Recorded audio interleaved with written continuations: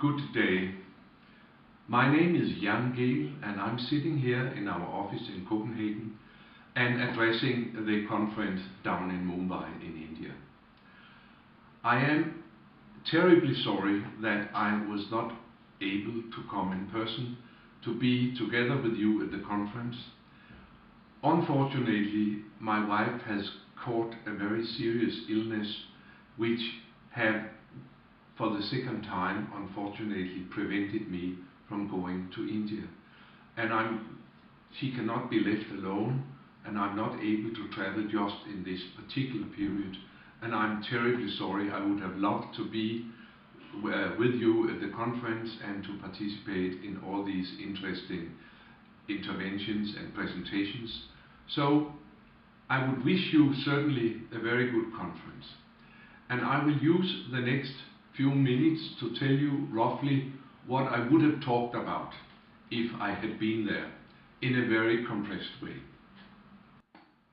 I can start by telling you a little bit about my background.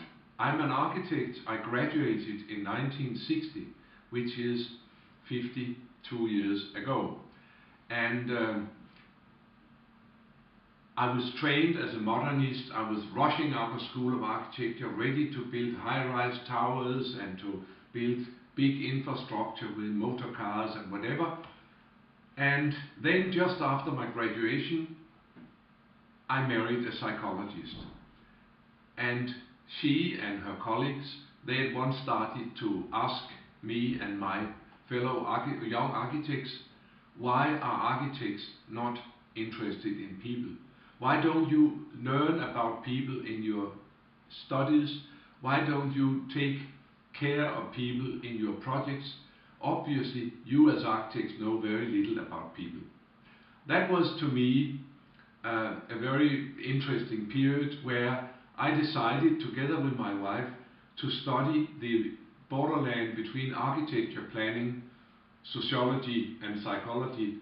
And it appeared that very few people had been studying the effects of planning, the effects of architecture on lifestyles, on behavior, on people's quality of life. This subject I was able to study for a very long period. Actually, in 40 years, I was in School of Architecture as a researcher and teacher and professor and leader of a research center. And I managed to write a number of books, and all of them were about that my education in the way back in the 60s taught me a number of things which wasn't good enough, and that we had to do architecture and planning much more with people in mind. I've had the very great joy to see my various books being published all over the world, and still to see more and more languages that the interest for people in city planning is spreading very much, and that's a great joy. I would sometimes say that I'm very proud that all my books are translated into Chinese, and also sometimes I will add that unfortunately it appears that they have not yet quite had time to read my books, but that will hopefully come. A couple of years ago I published another book. The background of this book, called Cities for People, is that a foundation which I have worked for many years, they came to me and said, couldn't you write down everything you know while you can still remember it? And this then is a summary of the things I've been working with. And basically the story in this book, Cities for People, is about that we've had two paradigms of planning running for now almost 50 years. One was the paradigm, the modernistic paradigm about a city as a machine, about the freestanding buildings, and about that a major thing should be the automobile communication, the freeways, whatever, all the ideas of Corbusier and his fellow followers from the middle of the previous century. The other paradigm has been the invasion of the motor car, which has been running now for many years in most of the Western countries, and that of course is based on the cheap gasoline which we've had for 50 years now, but that era also is over. So we had these two paradigms, modernism and motorism, and they have influenced the planning immensely. But in the past 10 or maybe 10, 15, 20 years, we've seen increasingly a critique of the way the cities were being planned. And very much it was about that the concern and care for the people who use the cities were not part of the planning paradigms. And actually we can see now that we have a new planning paradigm which is increasingly being spread to more and more cities. And today, instead of the city as a machine and the city which is very, very comfortable for the motor cars, we have increasingly cities now which are trying to be livable, attractive, safe, and very importantly, sustainable and healthy. So all these things can be addressed if we focus more on creating cities for people rather than making cities for monuments or cities for motor cars. So we've had a change in the way modern cities are being planned and administrated today, from a very technocratic approach to a much more holistic and humanistic approach. We can see this done many places. One of the cities which was very early in this change has been the city of Copenhagen, where already 50 years ago, in 1962, they started to push the motor cars out of the city center. And now for 50 years they've improved the quality of the public spaces, not only in the city center, but actually in the whole city. They've had this policy: we will be the best city for people in the world. We shall treat the pedestrians very well all over the city. We shall give priority to pedestrians, to people walking, to people enjoying the city and the environment, instead of giving the priority to the motor cars, as has been in the old days the custom. So Copenhagen definitely has been a city which has started out with this new paradigm that we make the city for people rather than make it for developers and for architects who want to make monuments, or for the motor cars. And that is, this new policy, this new paradigm is closely related to being a very livable city. Can this be done in other parts of the world? Yes, indeed it can. And we can see now that this policy which has been followed in Copenhagen is now also being followed very similarly in a number of other cities. Together with my team in Gehl Architects, I have worked very much with many Australian cities, actually all of them. Melbourne is the one which started out very early, some 20 years ago, and they worked continuously now for 20 years, and they have actually managed in Melbourne to make a very livable city where walking and bicycling are celebrated, and where in a number of ways they have improved the public spaces and invited people to meet in the city. Other cities where we have worked have been Sydney, Adelaide, Perth in Australia, but also we've had great tasks to advise the city of London about how to make London more people-oriented. And more interesting may be the city of New York, where since 2007 we have worked together with Mayor Michael Bloomberg and his team in making New York more sustainable, more green, more people-friendly.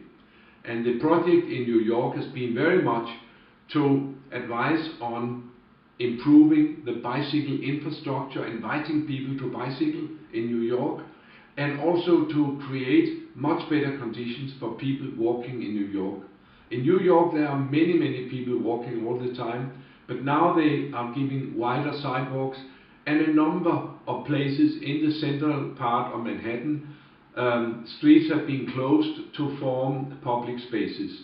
Most famous are the closure of the Broadway street in Times Square and in Herald Square, Madison Square, Union Square. In all these places, they have carved out great areas where people can now meet, they can sit, they can enjoy the city, so that it is not about moving from A to B and shuffling around in the city, but also what was not possible really in New York before. There's much better opportunities now to sit down, to rest, to enjoy the city and to enjoy your fellow citizens. This has been a great success in New York. They questioned whether they could do these kind of things. It was done, all these street closures were done as experiments, but it was found after just half a year that it was such a big success that it is now permanent. So when you come to Times Square, New York, you can see vast areas laid out for people to sit down and enjoy. Now Times Square has become a square for people and not just a traffic crossing. Also, they found that these changes are immensely popular with the population, and they are also very popular with the businesses, with the shops, which can sell much more stuff if people have better conditions. If there are more quality in front of the shop, then you can sell more stuff. This kind of people-oriented planning is now spreading in a number of areas. We are doing quite a bit of work in great big cities in China, and we are starting now shortly to work for the city of Sao Paulo in Brazil. And currently I'm very much personally involved in improving the quality for people in the city of Moscow. And this kind of people-oriented planning can be for cities of all sizes, from the smallest village to the biggest mega city. Because the point is to make a good city for people and throughout their daily living, and in this way make it much more livable in the cities. And this idea is going through the world with a great tailwind. I mentioned a number of cities in the industrial and developed part of the world: Moscow, New York, London, Sydney, Melbourne, whatever, Copenhagen, European cities. And one could ask, could this kind of people-oriented planning, could that be something which had a meaning, was meaningful to use in the developing countries, in developing economies, and in the fast-growing cities in Asia and Africa and South America? And indeed, I think it is. Actually, I think that it's more important to have a people-oriented planning in these mega cities, in the developing economies, than actually to do it in New York or in European cities, because there are so many people who can have a better daily life if there's more concern in the planning for the well-being of cities, for the livability of cities.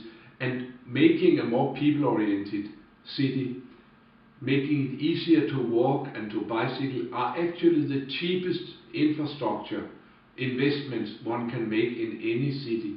And that could give mobility to a number of people who have increasingly limited mobility because of the invasion of the motor cars. Interestingly, cities like Bogota in Colombia and South America, and Curitiba in Brazil in South America, they are cities who have prioritized in various ways people-oriented planning, and have had quite a bit of success with these planning. So indeed, this kind of humanistic approach to city planning is something which is very valid and could have great influence on cities in, say, India. I wish you a very good conference and the best of luck in making people-oriented planning in India. Thank you.